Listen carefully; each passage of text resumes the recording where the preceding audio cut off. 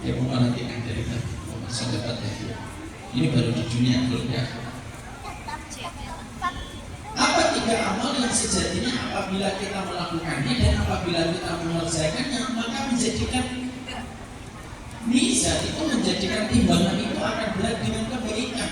Karena tidak setiap apa yang kita lakukan dan setiap perbuatan yang kita kerjakan dan kita lakukan itu memberatkan mizan.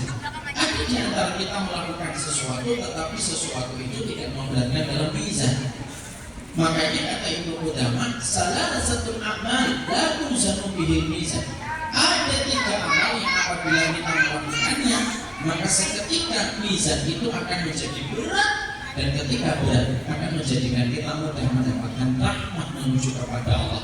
Ketika mizan kita itu betul-betul berat dengan tiga amal itu, di situ kita menjelaskan kepada dunia tidak setiap amal itu memiliki berat dan bobot yang sama. Jadi tidak setiap amal itu memiliki berat dan bobot yang sama. Contohnya kalau kita membaca Quran, kalau kita membaca Al-Baqarah dengan kita membaca Al-Maidah, mana yang lebih utama, Al-Baqarah atau Al-Maidah? Al-Baqarah. Kalau kita membaca Al-Ikhlas dengan kita membaca An-Naba, mana yang lebih utama, Al-Ikhlas atau An-Naba? Al-Ikhlas. Walaupun jumlah ayatnya 4 ayat, walaupun An-Naba lebih dari 30 ayat. Kenapa? Karena tidak setiap surat itu memiliki kedudukan dan posisi yang sama di sisi Allah. Makanya kalau kalian hafal surat Al-Baqarah, pahala kalian itu tidak sama dengan kalian ketika menghafalkan surat Al-Maidah.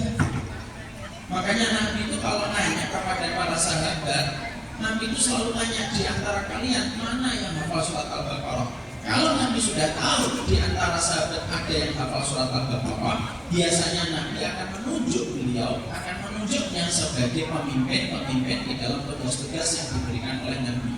Itulah keutamaan surat Al-Baqarah. Makanya sampai Nabi mengatakan, "Faman akhadha barakah, faman taraka hasrah." Siapapun yang mengambil surat Al-Baqarah dia beruntung, dan siapapun yang meninggalkan surat Al-Baqarah maka dia merugi dan dia beruntung.